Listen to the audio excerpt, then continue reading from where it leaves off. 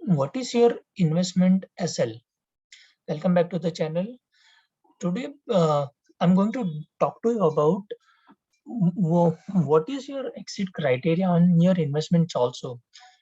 Trading and positional trading, or all those kind of traders definitely have some sort of SL, and whenever they feel they don't have the risk reward in their favor, everyone thinks of exiting those position and take the capital back and put it to work for the another trade. So investor also should do about it. You shouldn't be holding on to any stocks forever and think about or the hope around getting money back after some time. That cannot be possible. So for that, what I have done is I kept two kind of SL on my investments. One is price SL and second one is non-price SL, two buckets. First, price SL, I have two simple criteria. If I bought a stock and it's not moving for 6-7 months or dropped to 10 to 15% from my buying price, definitely our entry has to be the very correct one. Then only we can think about those strict exits. But yes, let's leaving that point aside, and let's assume like we all have a right entry, and then it is not moving or it has dropped to 10-15% from my buying price, and I'm still holding on to it, I'll consider exiting. Second point is if I'm trailing any stock and if it drops 25% from its all-time high, I need to book it. So what happens is, for example, I'll tell you the recent example. Last year 2020, I bought Dixon Technologies and it has grown to 500% right now.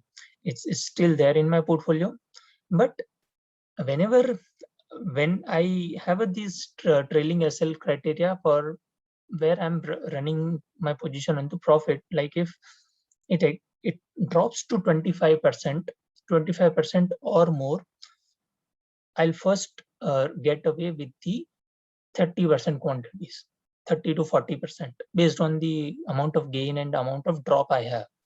And then remaining position, I'll also consider exiting, but I look at the what's happening with the price action, because sometimes your good investment or good trade, you don't want to get away right away. Okay, since just because it has done 500% for me doesn't mean anything. Market doesn't know that I have 5%, 500%. Market moves based on its momentum. So that is also one thing we should consider. The second is non-price SL bucket. Here I have just two criteria, but yeah, you can add based on your understanding or your strictness. First one is management is very arrogant, and it keeps on talking about the growth aspect, but peers are not really that much confident about it. So you need to look at it. What happens is, let's say for example, you are looking at banking industry and you are listening to banking industry's CEO, whatever your bank, and you are listening to that CEO on different channels, con calls everywhere, and you find him very arrogant or confident. Whatever you say, you might consider it confident also, but the peers are not so confident. Think about, there's some bluff going on. Point number two, if management is not paying any dividend and growth is also muted, I don't like to own such companies, because at the end of the day, your investment has to pay you back something. If growth is not that much high, then you should have some dividend coming back to you also. For example, DMart has a great growth trajectory in a ahead of him, right? We see the store expansion happening every quarter on quarter, every year on year. You see the number of stores keep going up and up. That is fine. We can keep it, but if not, is store expansion is not there and they don't pay dividends, that's a catchy scenario. You need to consider something. Exception, yeah. I mean, if the whole market is crashing and you feel like, oh no, my portfolio shouldn't crash. No, that's not possible. So if there's a market crash, definitely consider these rules being being broken, and we can't rely on these rules. this is only on the normal scenarios, like which is the 95% of the time market is normal only.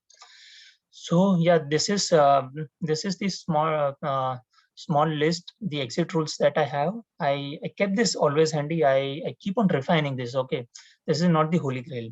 I have been following this since last 4 years, and based on this, I am getting quite a good result. At least 26% CAGR on my portfolio, and quite happy with it. Okay, so far I'm quite happy with it.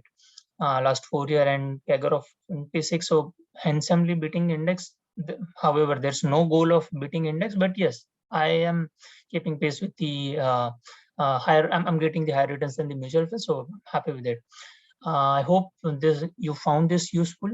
If anything you would like to add into it, please put it to the comment. I'll definitely try and consider that also.